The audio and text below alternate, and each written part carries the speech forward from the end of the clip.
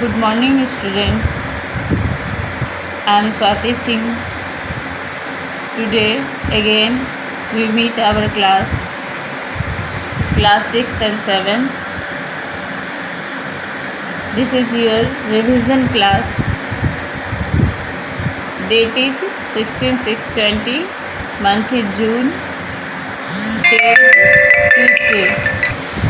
Subject आपका हिंदी है, उससे रिलेटेड हिंदी व्याकरण। लास्ट वीक मैंने कहा था कि नेक्स्ट वीक से हम लोग रिवीजन करेंगे। मैंने आपको पाठ 1 और 2 याद करने के लिए भी कहा था। Now we start our revision class. Chapter is 1। Topic आपका है भाषा, लिपि, व्याकरण। इंग्लिश में लैंग्वेज, स्क्रिप्ट, देन ग्रामर। बिना समय वेस्ट किए हुए हम लोग स्टार्ट करते हैं अपना क्लास। पूर्व की कक्षाओं में हम लोगों ने प्रथम भाग में भाषा की परिभाषा, उसके भेद, लिखित और मौखिक भाषा की पढ़ाई की। भाषा क्या है इसके बारे में मैंने आप लोगों को बता दिया था कि भाषा विचारों की अभिव्यक्ति होती है। उसके 2 भेद होते हैं, लिखित और मौखिक। लिपि के बारे में भी मैंने आप लोगों को जानकारी दे दी थी कि भाषा को लिखित रूप देने के लिए जिन ध्वनि चिन्हों का प्रयोग होता है उसे लिपि कहते हैं। लिपि के अंतर्गत हमने विभिन्न भाषा और उनके लिपियों की जानकारी हासिल की, जैसे हिंदी की लिपि देवनागरिक है, उर्दू की, फारसी, पंजाबी, गुरुमुखी। बोली के बारे में भी हम लोगों ने पढ़ा, जिसे भाषा का क्षेत्रीय स्तर कहा जाता है। बोली के बारे में हम लोगों ने जानकारी हासिल की कि भाषा जो है सो विस्तृत रूप होता है, लेकिन बोली सीमित रूप से बोली जाती है क्षेत्रीय स्तर पर। कुछ मुख्य बिंदुओं पर मैं गौर करवा रही हूँ, आप लोगों को ध्यान देंगे। हिंदी को राजभाषा का दर्जा 14 सितंबर 1949 को संविधान के 343वें अनुच्छेद में दिया गया था। व्याकरण भाषा के शुद्ध प्रयोग के नियमों का ज्ञान करवाने वाला शास्त्र व्याकरण कहलाया, जो भाषा को एक रूपता, शुद्धता तथा सुदृढ़ता प्रदान करता है। व्याकरण के 3 अंग है। इन सभी बातों की भी हम लोगों ने पहले जानकारी हासिल कर ली है। व्याकरण के 3 अंग: वर्ण, शब्द, वाक्य। गृह कार्य के रूप में मैंने आप लोगों को कहा था कि पढ़ाया और समझाया गया पाठ के अंतर्गत जो भी जानकारी आप लोगों को दी गई है, अभी तक आप लोग याद करके अपनी कॉपी में यानी अपनी उत्तर पुस्तिका में लिखित रूप से और मौखिक रूप से याद करके लिख लिए होंगे। बच्चों, आइए पहला पाठ के बुक में आते हैं। इसके अंतर्गत जो प्रश्न हैं उन प्रश्नों को मैंने कॉपी में आप लोगों को पहले ही दे दिया था। निम्नलिखित का अंतर स्पष्ट करें। भाषा और बोली की परिभाषा के द्वारा अंतर स्पष्ट करना है। मौखिक भाषा, लिखित भाषा, दोनों को परिभाषा देके अंतर स्पष्ट करना है। रिक्त स्थानों की पूर्ति करो। इसके बारे में भी मैंने पहले आप लोगों को बता दिया था।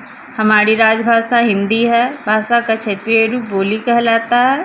भाषा के लिखित रूप में जिन ध्वनि चिन्हों का प्रयोग किया जाता है डैश कहते हैं। भाषा के शुद्ध प्रयोग के नियमों को ज्ञान कराने वाला शास्त्र व्याकरण कहलाता है। हिंदी दिवस 14 सितंबर को मनाया जाता है। अगेन आई रिपीट यू बच्चों, ये स्टूडेंट्स, ये आपका रिवीजन क्लास है पाठ 1 का।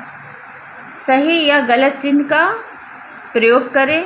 भाषा के 3 रूप होते हैं, गलत है। भाषा का क्षेत्र बोली से विस्तृत होता है, गलत है। संस्कृत से हिंदी का जन्म हुआ। यहाँ पे देखिए बच्चों, बुक को गौर से देखेंगे, यहाँ पे सारा आंसर किया हुआ है। हिंदी दाएं से बाएं लिखी जाती है, ये भी गलत है। उर्दू की लिपि फारसी है, ये सही उत्तर है। अधिकतर यूरोपीय भाषाएं गुरुमुखी लिपि में लिखी जाती है, गलत है। हिंदी भाषा की 18 बोलियां या उपभाषाएं हैं, सही है। भाषा के विभक्ति के 2 मूल रूप हैं। स्टूडेंट्स बुक पे ज़्यादा ध्यान देंगे, भाषा और लिपि का सही मिलान करें। यहाँ देखिए बच्चों, संस्कृत, हिंदी, अंग्रेजी, पंजाबी, उर्दू। संस्कृत हिंदी देवनागरी पे में लिखी जाती है, अंग्रेजी की लिपि रोमन है, पंजाबी गुरुमुखी, उर्दू की फारसी। 5वां क्वेश्चन है आपका, विभिन्न भाषाएं तथा बोलियां लिखो, इन्हें छांटकर उचित स्थान पर लिखो। स्टूडेंट्स बॉक्स में यहाँ बहुत सारी भाषाओं के नाम दिए गए हैं। 3-3 आंसर के द्वारा मैंने आप लोगों को बताया है। अन्य 2 जो हैं सो आप लोग अपनी बुक में पढ़ लेंगे। भारतीय भाषाएं हिंदी, तमिल, मलयालम। विदेशी भाषाएं जापानी, फ्रेंच, अंग्रेजी। भारतीय बोलियां मगधी, ब्रजभाषा, पहाड़ी हिंदी। ठीक है स्टूडेंट्स, नेक्स्ट बुक का जो चैप्टर है पहले ही पाठ का है, ये आपका प्रश्न उत्तर का है। नाउ स्टूडेंट्स, नीचे दिए गए प्रश्नों के सही उत्तर पर सही चिन्ह लगाओ। 4 ऑप्शन से बच्चों क्वेश्चन है, भाषा का अर्थ मैं सिर्फ सही उत्तर को बता रही हूँ। मन के भाव बोलकर या लिखकर प्रकट करना भाषा का अर्थ है। हिंदी एवं संस्कृत की लिपि देवनागरी है। हिंदी की बोली 4 ऑप्शन से बच्चों यहाँ पे ब्रजभाषा होगा। भाषा का कौन सा रूप अस्थायी होता है? स्वाभाविक है कि भाषा का स्थायी रूप लिखित होता है। कौन सी लिपि दाएं से बाएं लिखी जाती है? आंसर है बच्चों फारसी। संविधान के किस अनुच्छेद के अंतर्गत हिंदी को राजभाषा का स्थान दिया गया है? 343वें। प्रत्येक भाषा की अपनी एक डैश होती है। 4 ऑप्शंस में एक ऑप्शन सही है, लिपि। प्रधानाचार्य को प्रार्थना पत्र लिखना भाषा का कौन सा रूप है? ये लिखित होगा।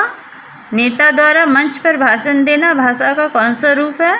4 ऑप्शंस में एक ऑप्शन सही है, मौखिक।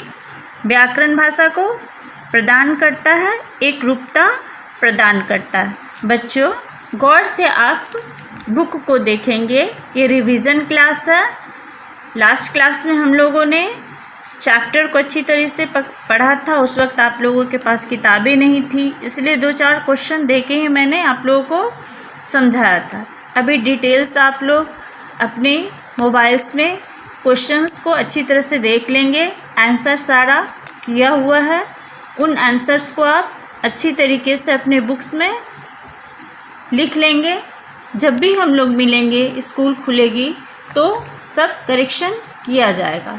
अगेन आप लोगों को इंस्ट्रक्ट कर रही हूँ कि जो कुछ भी आप लोगों को पढ़ाया जा रहा है, समझाया जा रहा है, आप लोग अपनी उत्तर पुस्तिका में अवश्य लिखेंगे और बुक में भी सारे क्वेश्चन आंसर को पेंसिल के द्वारा लिखेंगे।